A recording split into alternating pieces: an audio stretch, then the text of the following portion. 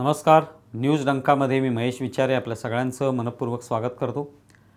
मित्रांनो, महाराष्ट्राचे मुख्यमंत्री एकनाथ शिंदे यांनी अधिवेशनादरम्यान मराठा आरक्षणासंदर्भातली सरकारची भूमिका स्पष्ट केली आणि त्याच्यात फेब्रुवारी महिन्यामध्ये विशेष अधिवेशन घेऊन हा जो मराठा आरक्षणाचा तिढा आहे तो सोडवण्याचा एक हेतू सरकारचा आहे हे त्यांनी स्पष्ट केलं आणि त्याप्रमाणे त्यांनी भूमिका मांडली की मराठा आरक्षणासंदर्भात सरकार हे पूर्णपणे सकारात्मक आहे.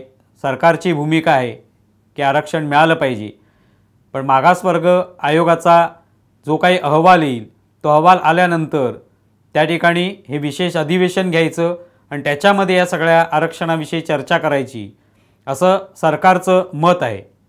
हे एकनाथ शिंदेंनी सांगितलं. त्यानंतर जरांगे पाटील जे मराठा आरक्षणाचं सध्या आंदोलन करत आहेत त्यांनी ही भूमिका घेतली की फेब्रुवारीमध्ये अधिवेशन जरी घेतलं तरी आम्हाला ते मान्य नाही. जे काही करायचं ते 24 डिसेंबरपर्यंतच करा. पाहिजे तर आत्ता जे सध्या अधिवेशन सुरू आहे ते आणखी 4-5 दिवस वाढवा आणि त्यावेळेत तो निर्णय घ्या. अशा पद्धतीची एक भूमिका त्यांनी घेतलेली. आता ही जर अशा भूमिका जर असतील, दोन्ही परस्पर विरोधी भूमिका असतील, तर त्याच्यातून संघर्ष अटळ आहे. पण याला आता कारणीभूत कोण आहे?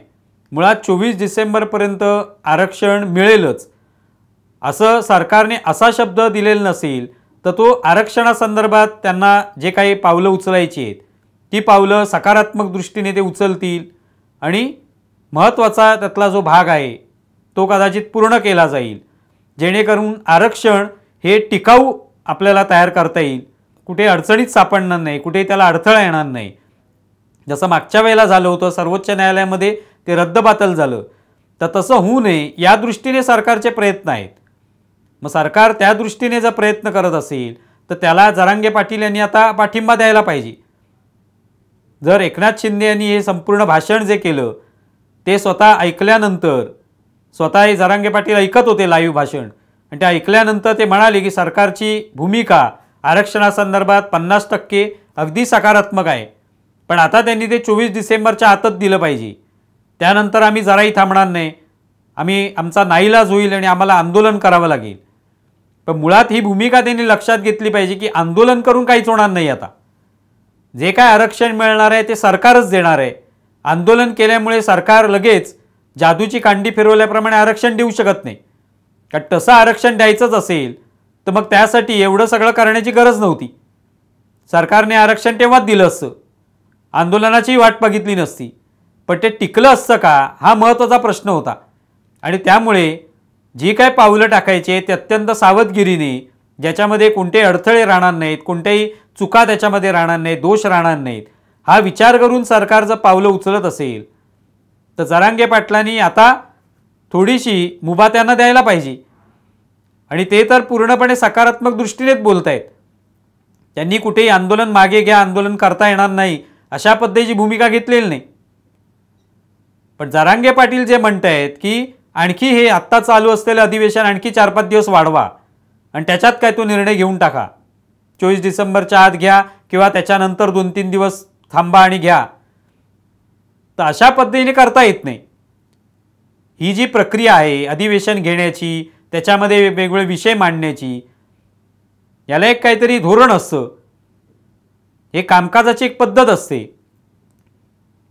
जरांगे पाटील तिथे मंचावर बसून जर अशा पद्धतीने फक्त त्यांच्या मनामध्ये जे काही अपेक्षा आहेत त्या फक्त सांगत असतील, त्याप्रमाणे सरकार वागणार असेल तर असं होत नाही.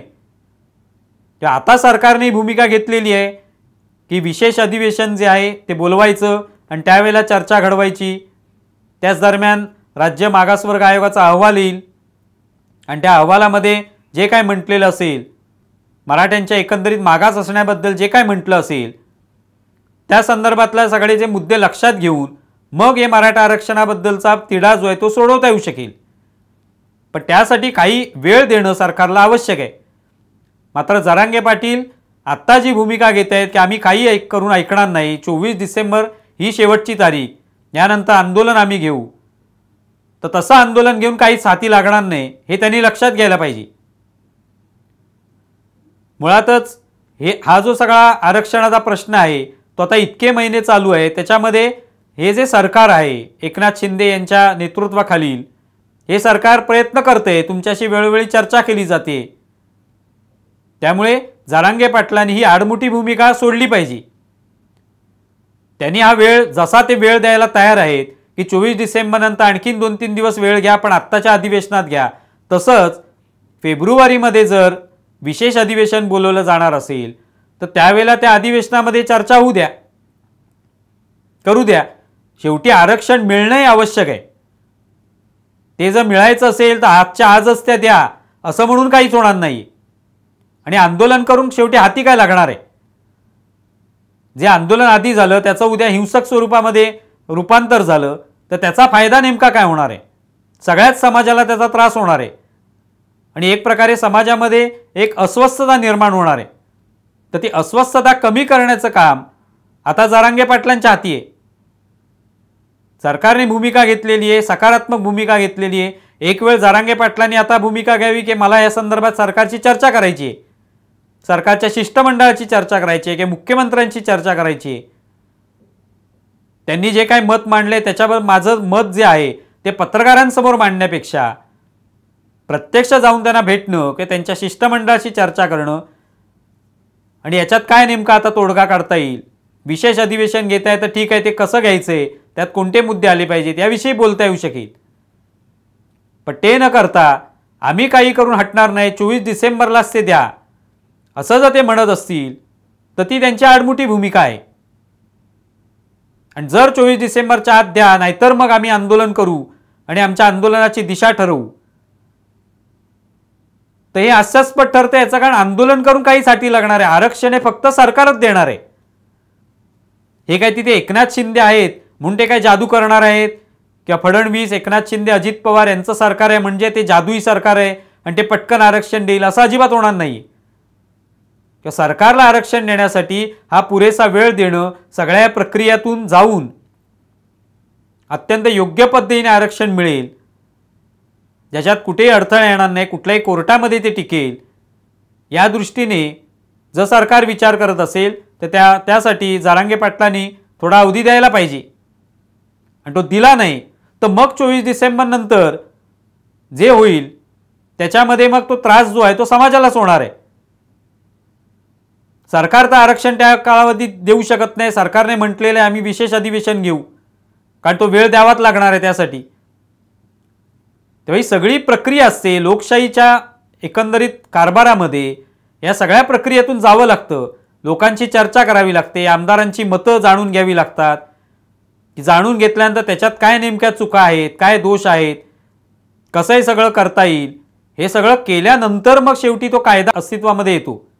कोणीतरी मागणी करतंय म्हणून तो लगेच त्याच दिवशी कायदा अस्तित्वात येणार नाही. तर जरांगे पाटलांनी ही भूमिका घ्यावी, आडमुठी भूमिका ही सोडून द्यावी आणि सरकारची चर्चा करावी एकतर पुन्हा पाहिजे तर, आणि मग त्यावर तुम्हाला काय वाटतं ते सरकारला कळवावं. पण 24 डिसेंबरच्या आधीच करा, नाहीतर मग आम्ही आंदोलन करू आणि आता आम्ही ऐकणार नाही त्यानंतर, ही भूमिका मात्र योग्य नाही. तुम्हाला या संदर्भात काय वाटतं हे जरूर कळवा. आमचा व्हिडिओ जास्तीत जास्त लाईक करा, शेअर करा आणि आमचे यूट्यूब चॅनल सबस्क्राईब करा. धन्यवाद. आमचा व्हिडिओ जास्तीत जास्त लाईक करा, शेअर करा आणि आमचे यूट्यूब चॅनल सबस्क्राईब करा. धन्यवाद.